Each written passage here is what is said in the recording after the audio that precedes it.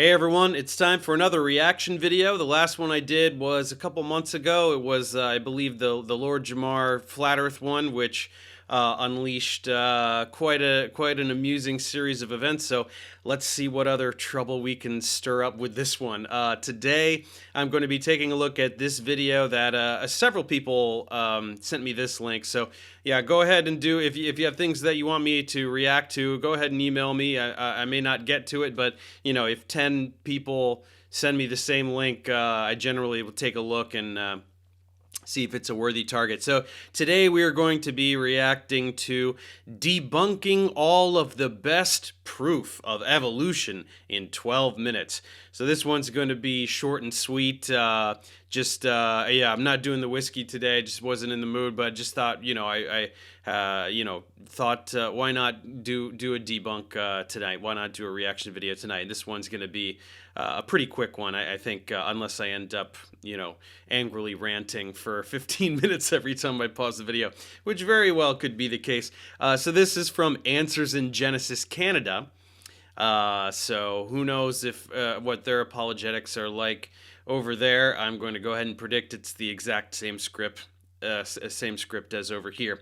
And this one was put out 10 months ago. It's got 170,000 views. Not an enormous amount, but enough to go ahead and give it the treatment. So here we go, debunking the debunking of evolution proofs. And yeah, let's get going. The fossil record proves evolution happened. Don't you idiots understand science? Evolution is a fact. Yeah, this is fun. User 4728392. That's totally not a fake comment at all. This is definitely something that a real person said on one of their videos. I definitely believe it. No matter what specific topic you're discussing regarding the creation-evolution debate, whenever an article or video is posted where the comment section's open, comments like the ones I just said are sure to appear. And those are some of the nicer ones. Yeah. All right. I don't know who this guy is. What does it say? Calvin Smith. Never heard of him. Definitely taking a page out of the DI textbook. He's got a suit. He's got a tie. Look at this nice room. He got some books. Look, he even has some sciencey stuff over there. He's got a skull over there, and putting on his best act here. Right. I love when these guys like read from a prompter but try to make it sound off the cuff, and those are some of the best. It's just like, dude, you're reading off a prompter. We know what you're doing. Like, don't pretend that's not what you're doing. But yeah, anyway, that was some of the nicer ones. Yeah, we're such mean. Us evolutionists are so mean and always making fun of creationists, aren't we? And I can honestly see why.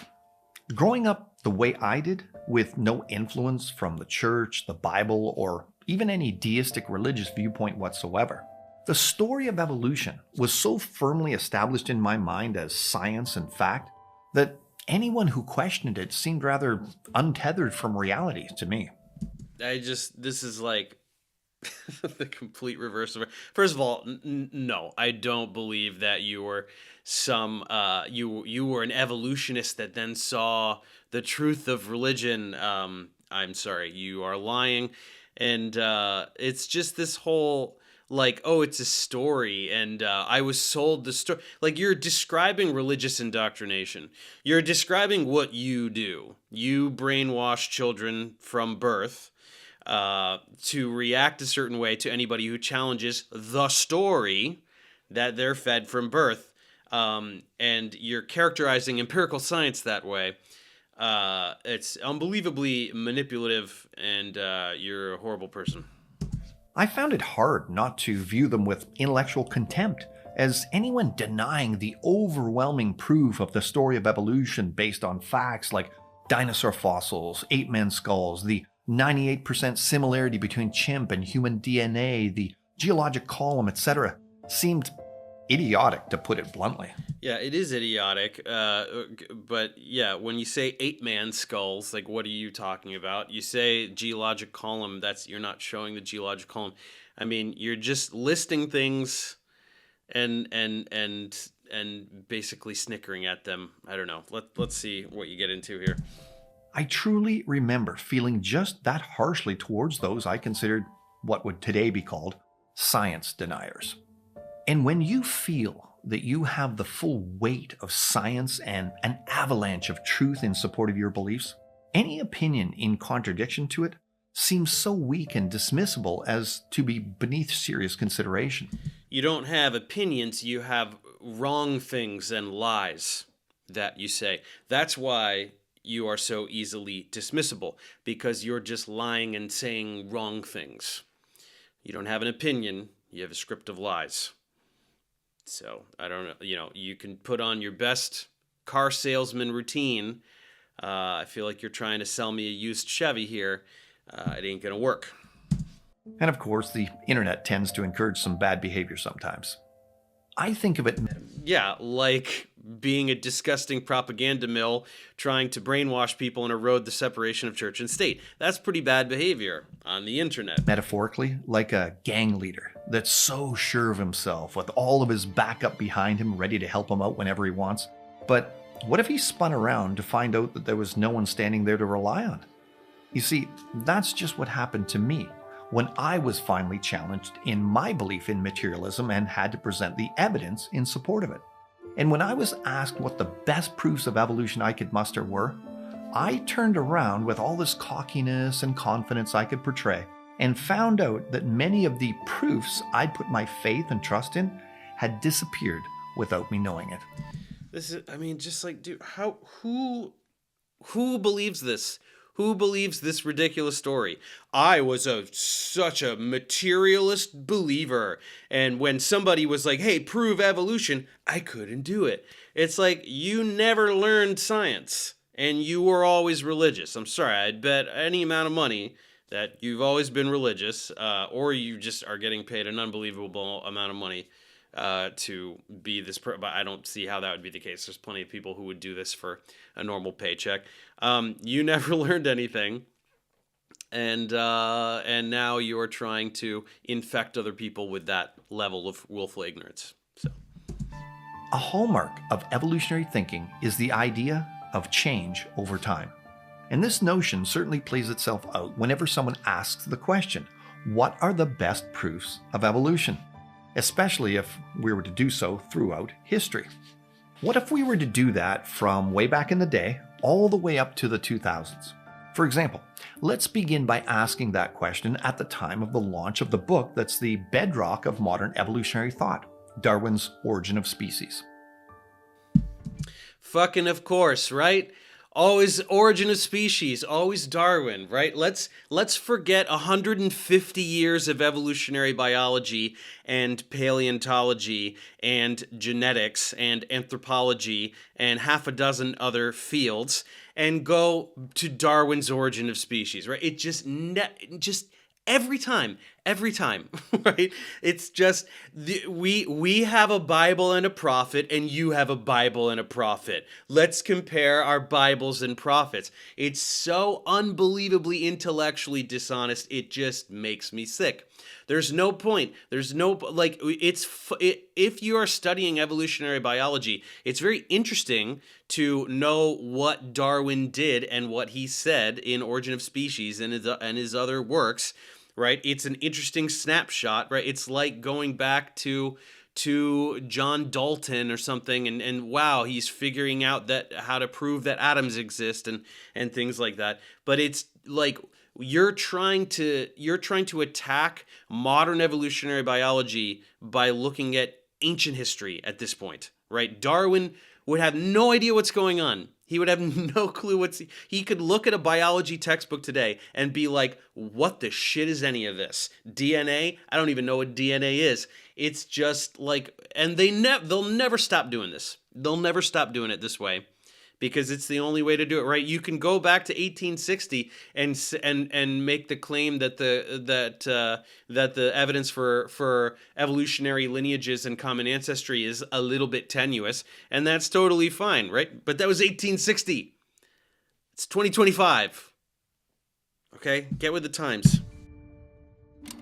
Well, in 1859, you might have been presented with Neanderthal Man as proof of our evolutionary ancestry, even though they'd been found 4 years earlier and had already been declared fully human by a professional anatomist. However, the release of Darwin's book fueled the search for fossils of imagined ape-like ancestors of man in the evolution-believing community. Okay, so there's wow. Okay, there's so much wrong here. First of all, ape-like. We are apes, right? Humans are apes. The just creationists take such offense to the fact that we are apes. The fact that humans are apes, right? Although they would agree that we are mammals and you know, all manner of other you know, deuterostomes and all, you know, all kinds of other clades that we belong to. They wouldn't dispute that. It just happens to be this the family that we're in, right? The great apes. But okay, more importantly though, why is he talking about Neanderthals? Neanderthals are not our ancestors. Right, we share a common ancestor with Neanderthals, Homo erectus. So he is presenting a ridiculous straw man that okay, I don't know about Darwin's time. Maybe in Darwin's time they thought that Homo neanderthalensis were ancestral to Homo sapiens. I don't think that that's true. It might be true, but I know that that's obviously not true now and hasn't been for a very, very long time.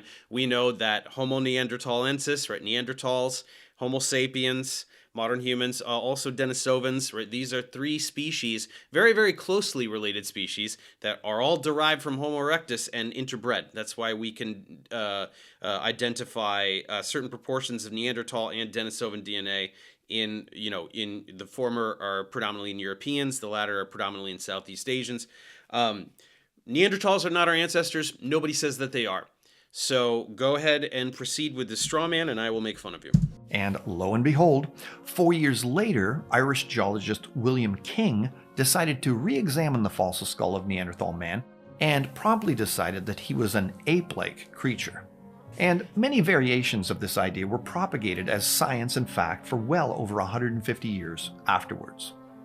So so ape-like what? We are ape-like. Humans are ape-like. We're more than ape-like. We are apes. So what are you talking about?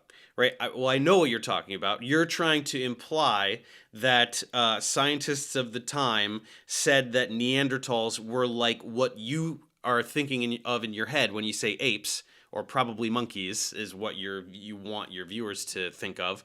I don't think that they know the difference between modern monkeys and modern apes. But no, our assessment of Neanderthal remains hasn't changed. I mean, maybe our placement in the evolutionary lineage has evolved over time, but our assessment of the specimens themselves, nobody ever thought Neanderthals were similar to modern chimpanzees. That's ridiculous. So today, of course, evolutionists have admitted their true humanity, which is why they're designated as Homo, which means human, Neanderthals. And definitive confirmation comes from no less than Dr. Eric Trinkhaus, an evolution-believing paleoanthropologist, considered one of the world's foremost authorities on Neanderthal man, who's concluded, detailed comparisons of Neanderthal skeletal remains with those of modern humans have shown that there's nothing in Neanderthal anatomy that conclusively indicates locomotor, manipulative, intellectual, or linguistic abilities inferior to those of modern humans. So what? Why should they be inferior? We did not evolve from them, right? They're not, yes, they're Homo neanderthalensis, much like Homo rudolfensis and Homo ergaster, Homo erectus, right? There's, I mean, check my anthropology series. I don't recall the exact lineage. And then there's erectus sensu lato and sensu stricto. I don't recall off the top of my head the precise lineage of all the Homo species. It's in my content if you check my anthropology series. But yeah, this is just one gigantic straw man. He's ignoring all of the other Homo species and all of the hominid species that preceded the genus Homo, right? Australopithecines and then others before that, pretending that anthropologists claimed that Neanderthals are ancestors to humans, and then using this quote as somehow debunking an imaginary claim. Right? No, we have thought for a long time and know now that Neanderthals were comparable to Homo sapiens in intellect and all other manner of prowess. So what? We both evolved from Homo erectus. What's the problem? How are you debunking anything? You're not. You're stupid. Hey, let's take a short break from the debunking so I can tell you about today's sponsor. You've probably heard about virtual private networks before, and NordVPN is the best one out there.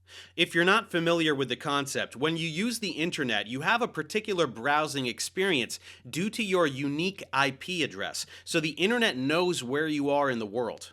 There can be downsides to this. The cost of products might be different depending on what country you're in. You might not be able to access certain sites because of a firewall. You're open to security breaches if connecting to public Wi-Fi, phishing scams, all kinds of potential problems. That's why you need to go to nordvpn.com/Professor Dave and get yourself some NordVPN. It'll mask your IP, protect you from malware, and best of all, you can log on to servers all over the world. There's so much fun stuff you can do with this. I like to check out streaming services from other countries. Do you want to know what it's like to watch Netflix in South Korea or Japan or India? Hop on a server over there and find out. Go shopping from another country and get cheaper prices for all your subscription services. There are so many reasons to get this. One account lets you connect up to 10 devices. They offer 24/7 support. And you can get a big discount on a 2-year plan using my link, plus 4 additional bonus months totally free. And there's a 30-day money-back guarantee, so you really have nothing to lose. So head over to nordvpn.com/Professor Dave or click on the link in the description to start surfing with NordVPN today. All right, back to the debunking. Now, obviously, humans evolving into humans isn't exactly proof of evolution. So you can scratch them off the list, as Neanderthals certainly aren't proof positive of evolution. That's such a cute little device there. He's throwing evolution in the trash can. Right. Him not understanding basic anthropology equals throw science in the trash can. That's adorable. Anymore. However, moving on to 1861, you may have finally found yourself presented with some rock-solid proof in the form of a missing link between dinosaurs and birds, called Archaeopteryx. Good old Archae was used for decades to convince people that a true transitional fossil between lizards and birds had been found. But alas, in 1977, an admitted true bird was found which dates, according to evolutionist methods, at 60 million years older than Archaeopteryx, which means Archae couldn't be the transition to birds from lizards if birds already existed. I don't think that's true at all. Archaeopteryx is from about 150 million years ago. I'm pretty sure that we still consider that to be the earliest transitional species. I could be wrong. There could be others prior to that, but that doesn't debunk anything, right? He's pretending. First of all, Archae. That's adorable. Yeah, it's called Archaeopteryx, and it is one of many transitional species that we have identified from dinosaurs to birds. Right? It's there's Aurornis, Archaeornis. There's I don't know. There's dozens. There's a lot of them. You can just Google it and get a nice big image, and there's tons of it's the raptor lineage. And it's very gradual. It's a gradual spectrum of phenotypic change. So yeah, this is exactly the same. It's like you're going back. Archaeopteryx was the first one we discovered, I think, right? That's true. Then we discovered many more of them. So you're taking the status of science from 100 and whatever years ago, 150 years ago, 130. I don't remember exactly the date.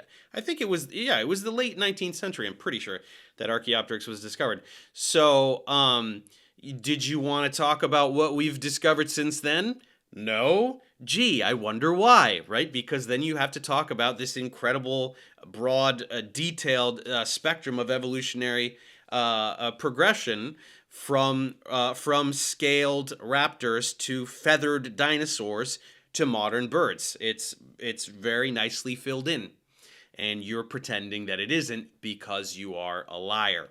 And then I don't know about, and then yeah, and so what you're saying, like again, I'm pretty sure that Archaeopteryx remains the earliest that we are aware of. But even if someone found something earlier, so what? Right? Nobody said it's dinosaurs and then Archaeopteryx and then birds and that's it. Right? There can be multiple lineages. Right? That it's evolution is not a line. Right? It's a tree. So this is what another thing that they like to do a lot, right? If there's this species here and this species here, well, then how can this proceed? There are different branches, right? They're different branches.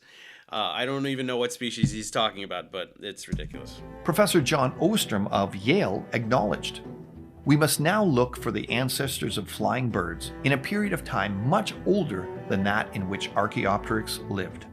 Okay, so he's saying that there are ancestors of Archaeopteryx.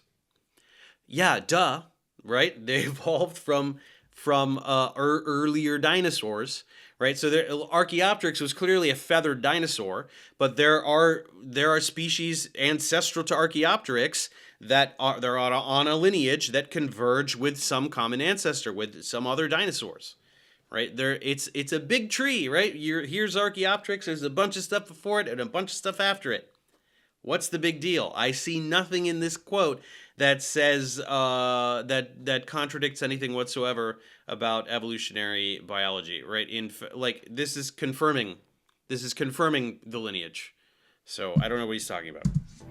Indeed, far from being some unique dino bird, Archae shared much of its supposed unique anatomical structures with true birds that exist today, like the South American hoatzin, for example. So much for Archaeopteryx as undeniable proof of evolution. Okay, yeah, it shares features in common with birds because it is ancestral to modern birds. That's how evolution works, right? There are going to be common features. But second of all, this whole approach, like so much for Archaeopteryx proving evolution. That's not what we do. We don't take one specimen and go, see, that proves evolution, right? It's a rich tapestry. It's a body of evidence from paleontology, from the fossil record, from geology and the geologic column, from genetics and ERVs and all this stuff that's exclusively in the field of genetics, from embryology, all these other fields. We take all of that together, biogeography, all of these things, all of the predictions, right, and all of the confirmed predictions in all these different fields. That's what makes evolutionary biology consistent beyond reasonable doubt. Things that we know that occur today, extrapolating that to trends that we see in the fossil record and all these other things, right? It's not like one thing therefore true. That's why this ridiculous thing that like Kent Hovind does and all these other people, they're like, present to me your one best proof.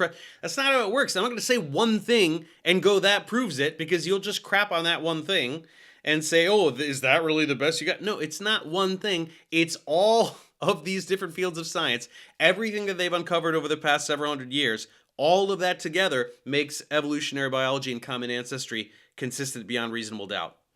Right? It's a very deliberate game that they play. Oh, this one thing, I'm going to crap on that, and then therefore evolution is false. Now, by 1868, maybe the most cutting-edge proof presented to you might have been the supposed shocking similarity of animal and human embryos, and the discovery that humans recapitulated or relived their evolutionary ancestry while developing in the womb. Of course, modern science has shown that the idea that you start off like a worm, then become more like a fish, then become an ape-like creature, and finally a human while growing in your mom is absolutely ridiculous and would be laughed at by any educated person today. And okay, so this is like, it's so devious. Like, there was recapitulation, right? This idea that embryos followed these distinct, right, that we were a fish and then we were the, right, so that's not true, but it doesn't mean that there isn't incredible similarity between human embryos and other animal embryos.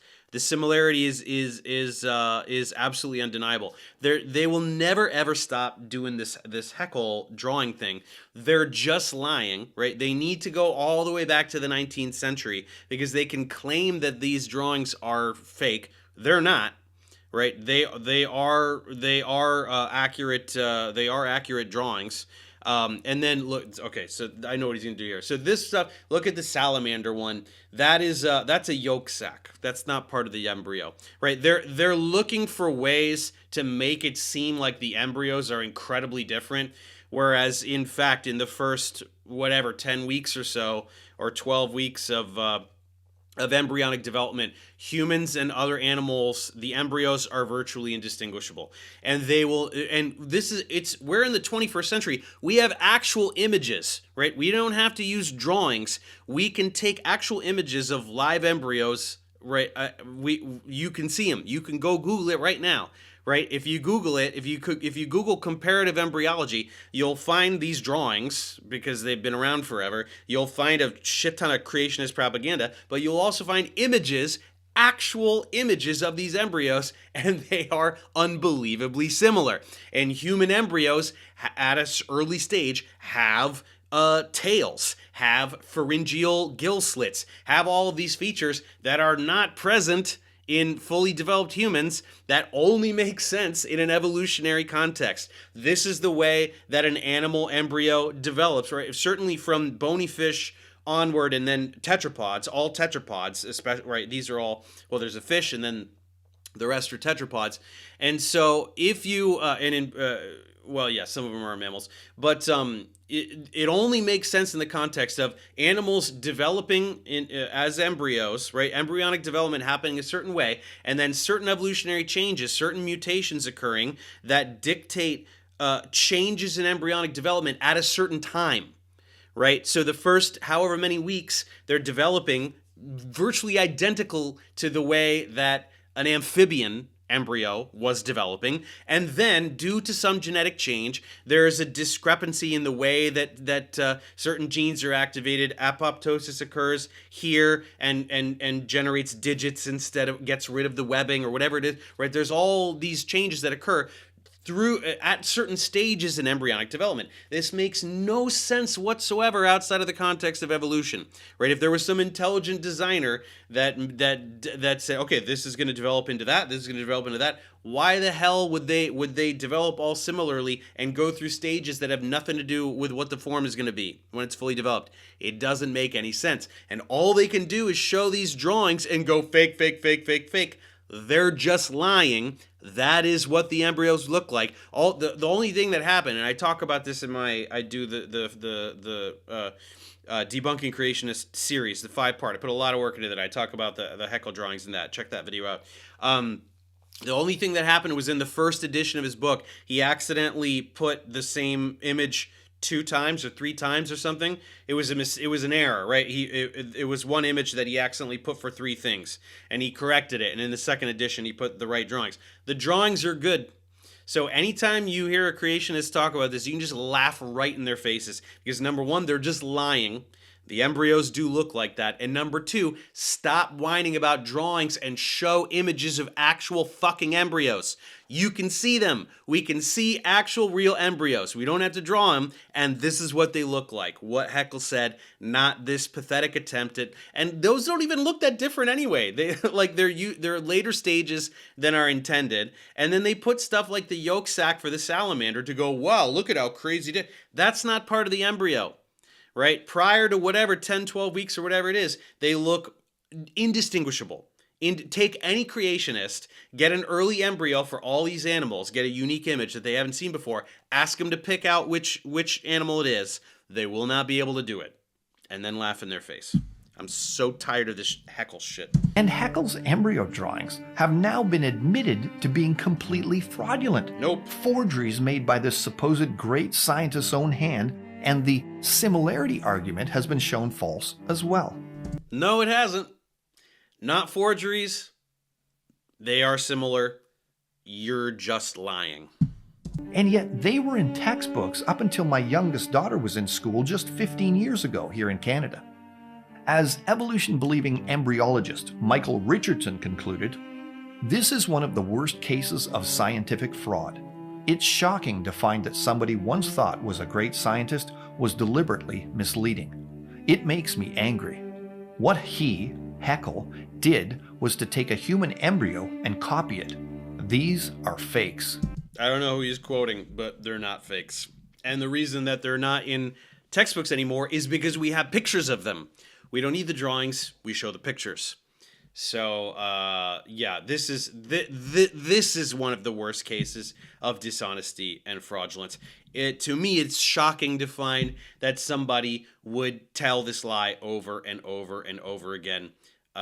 It's just a malicious lie. That's all there is to it. So, obviously, these embryo arguments are no longer proof of evolution either. Now, by 1879, you may have felt scientists finally had the proof of evolution, as the American Journal of Science published an impressive diagram showing the supposed evolutionary development of horses, which found its way into many other publications and textbooks for years.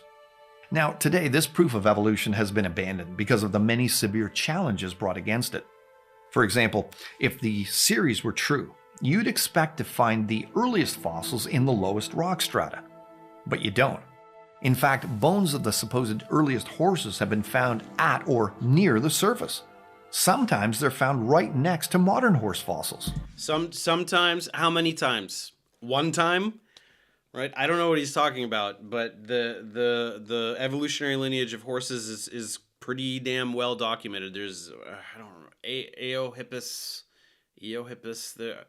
I don't remember. There's so I can't memorize all this stuff. There's so many species, and not to my knowledge is there anything wrong with the geologic column. I'm sure that there it's certainly possible that there's one location where there was a geologic anomaly, a thrust fault or something, and that scrambled the layers in that one location.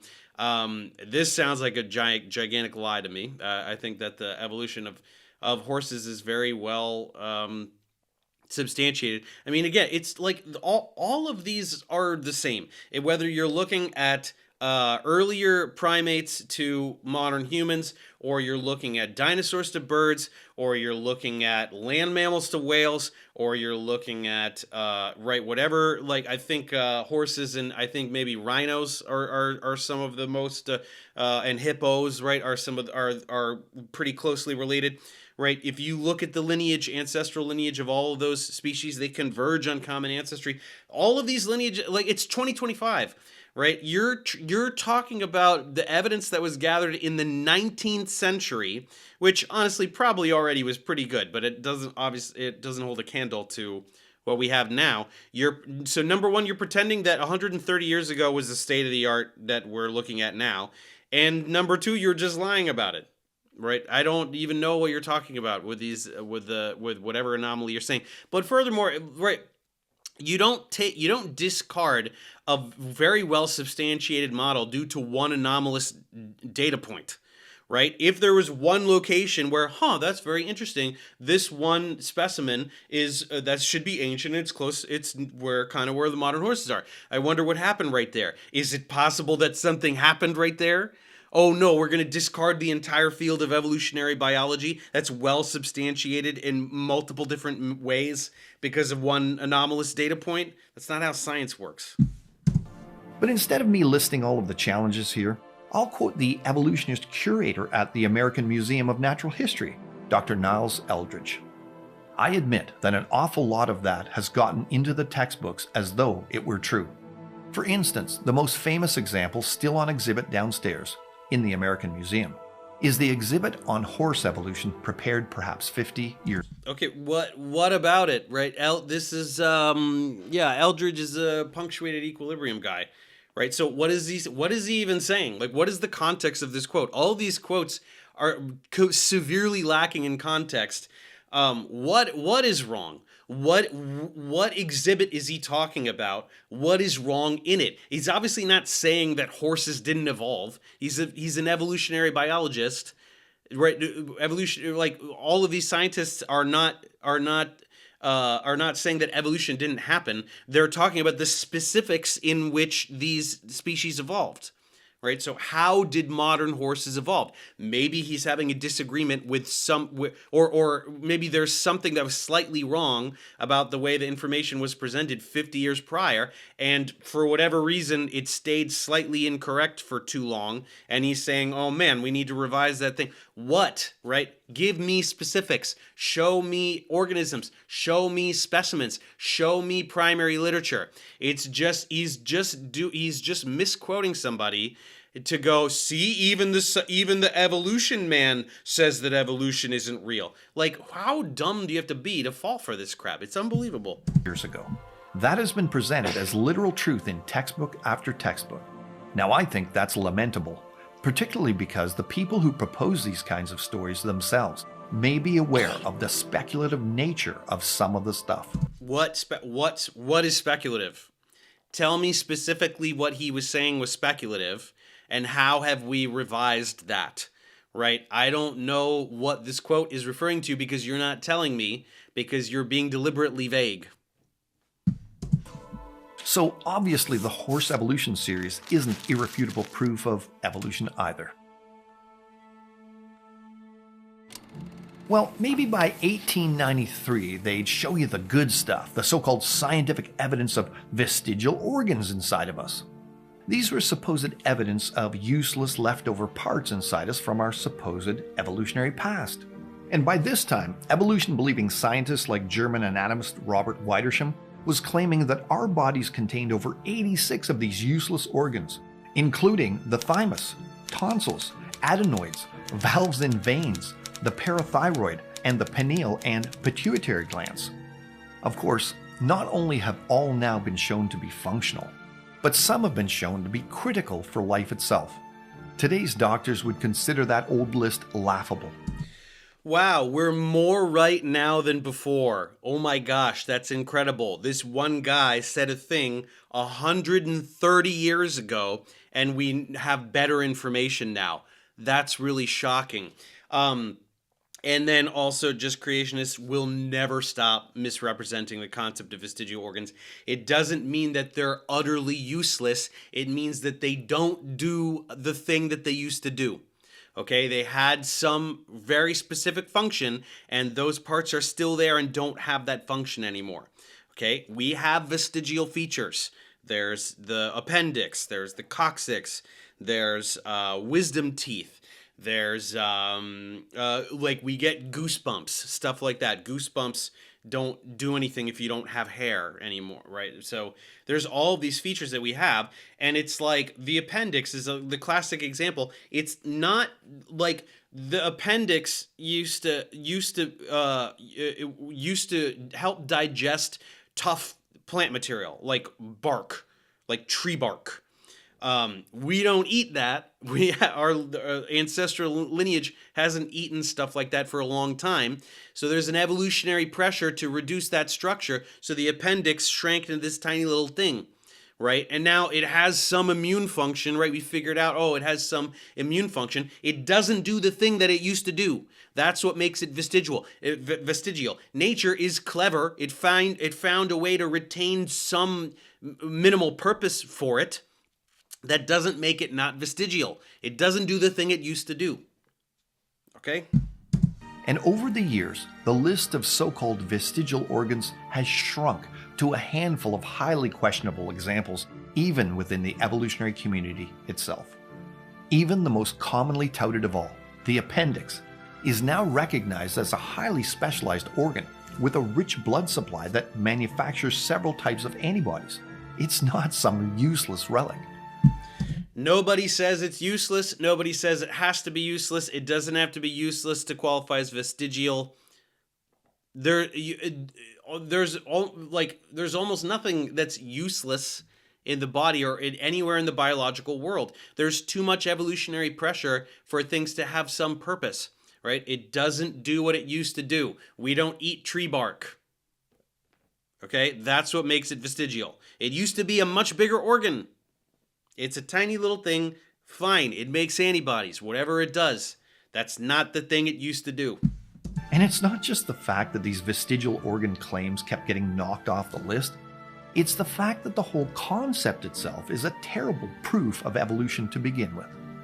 Actually, it's unbelievably compelling evidence that there's no proof, right? That's not how science works. That's how you know somebody's completely science illiterate. Proof is for mathematics and logic. That's where you prove things. Science doesn't prove anything ever. It builds a case for something to be consistent beyond reasonable doubt. Evolution is beyond consistent beyond reasonable doubt. It's unbelievably consistent with everything that we know of in the biological world. And vestigial structures are an incredibly compelling aspect of that body of evidence. Why the hell would there be these structures, right? Why do we have wisdom teeth? Why do we have there's parts of the eye that are there's so much about us that there's so much about us that makes zero sense from a design standpoint. Let's put it that way. Vestigial structures, which do exist, no matter how much this guy wants to lie about it, don't make sense in that context, and they make absolutely perfect sense in the context of evolution. There are features, populations of organisms change over time, behaviors change, and therefore structures become more or less relevant and become enlarged or reduced. New features arise, old features that serve no purpose. There's an evolutionary purpose to diminish or completely lose them. Right. This is the same with the snakes, the pelvic bones on snakes and whales, right? They don't disappear completely. They just become incredibly minimal. And then, oh my gosh, they're have this tiny minuscule function in mating or whatever. So what? They don't have lower limbs anymore. Snakes don't have legs, but they still have parts in them that are for legs. How the hell does that make sense from a design standpoint? It makes perfect sense from an evolutionary standpoint when the limbs become smaller and smaller and smaller until they don't even exist anymore, but there's some anatomical feature that remains because nature didn't figure out, right? Nature isn't sentient. To diminish limbs slowly is one thing, but to get rid of skeletal features completely is much harder. So it wasn't able to do that. So snakes have these bones that are remnants of hind limbs. Right. That's how do you get more vestigial than that? Are you going to talk about snake pelvic bones? I bet you won't. Ultimately, evolution is about how supposedly new structures, forms, functions, and features came to exist, not about the degeneration of existing structures over time. No, it's about both. It's definitely about both, right? If there's something that doesn't serve a strong purpose, there's an evolutionary pressure for that to be diminished. So if something is there and doesn't do anything, it's a waste of energy, right? And it's all an energy game, right? Animals have to move around and get enough nutritional input to service all of the cells in the body. If there's something in the body that doesn't do anything, there's a pressure on that to be diminished. Right. And so as things evolve, right, if there are mutations that cause diminishment in a feature that serves no purpose, that's reinforced selectively. It's not that hard to understand. Something that used to have a function but no longer does is no direct help to the story of evolution. So these once great proofs of evolution have ended up in the dustbin as well. Now, by 1912, you'd finally have been shown some truly dynamic fossil evidence found in a gravel pit near Piltdown in England. The skull of an ancient ape man dubbed Piltdown Man was presented as overwhelming proof of our evolutionary ancestry. And for 40 years, this supposed proof was displayed in museum exhibits and textbooks as proof positive that human beings had descended from ape-like ancestors, with hand-drawn scientific images of what the creature must have looked like. But once again, 4 decades later, the evidence was re-examined and revealed as a fraud. It wasn't even a good fraud. You're such a piece of crap. Aren't you embarrassed? Aren't creationists embarrassed to just year after year? This is from last year. This is from 2024. You're still parading Piltdown Man. You're still using this bullshit. This is a fraud. This was a hoax. Some lawyer presented a hoax, and it was uncovered to be a hoax by the scientific community. Some guy said, here's a thing, and scientists said, no, that's not a thing. And this is your attempt at representing the field of biological anthropology. You are pretending that in all of biology, the evidence for hominid evolution is Piltdown Man. That's it, right? You're not going to talk about Sahelanthropus giensis, Aurorantugenensis, Ardipithecus, a dozen Australopithecine species, Australopithecus africanus, Anamensis,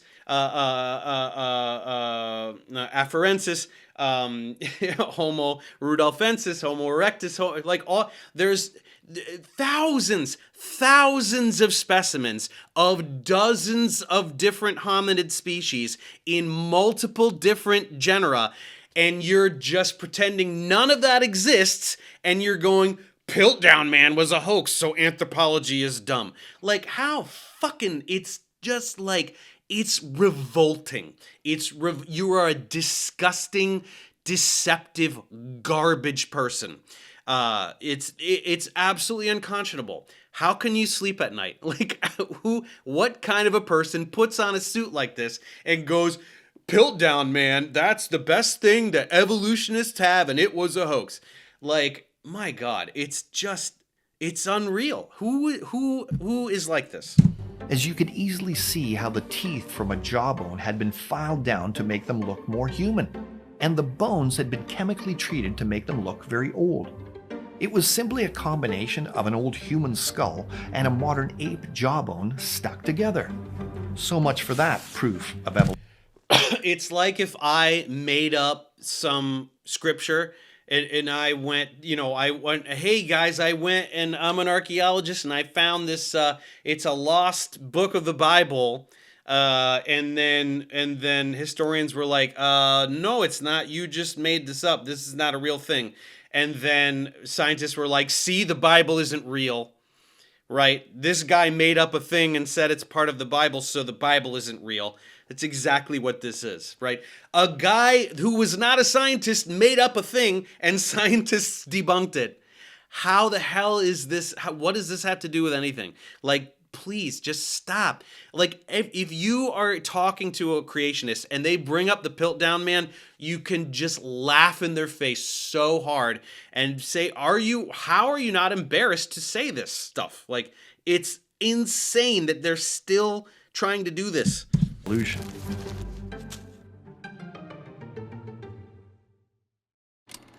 But wait, by 1917, just 5 years later in the US, they found some powerful evidence for evolution when a Nebraskan rancher found what he thought was a special kind of tooth on his farm. And an evolution-believing paleontologist friend of his was excited at the prospect it must have come from an ape man. And after an artist applied a healthy helping of evolutionary imagination to his picture, he produced a portrait of Nebraska Man, a hairy ape man, along with his ape woman wife in a scientific journal. And this was touted as great scientific proof for evolution. However, several years later, scientists confirmed that the tooth had come from a pig. The whole fiasco had nothing to do with apes or people. It had everything to do with evolutionary presuppositions that drove false conclusions, all based on laughably flimsy evidence. I mean, it's just... okay, Piltdown Man was a hoax. Nebraska Man's not a hoax. It's some guy found a tooth, and one scientist was like, hey, maybe this is a hominid tooth, and then they figured out that it's not. Like, you're making fun of how science works by taking one instance in which we were wrong about something 100 years ago and ignoring the entire field of biological anthropology. It's bananas. Like, you should be so embarrassed every moment of every day of your life that this is the person that you chose to be. You're a garbage person. Like, the world would be better without you. This is how awful you are. Like, what are you even doing? It's insane. So you can toss that proof of evolution away as well. So we'll end here for now, but stay tuned for part 2 of Evolution Over Time, where we'll show even more examples of supposed proof of evolution that have come and gone.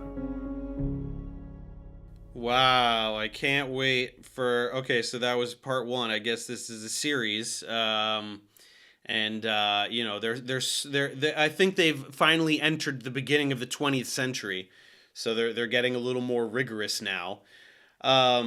My God, it's just like it's so cartoonishly bad faith that it just leaves you nearly speechless. Not me. I have a lot to say all the time because I encounter this everywhere, but it's just like it's so cartoon. I think that I almost appreciate how bad this kind of apologetics is, because there are people who are brought up with who are brainwashed and have this level of science denial, this level of blind faith, and just when you put forward this crap, I mean, Piltdown Man and Nebraska Man, once people see how unbelievably dishonest you're being, they leave the faith.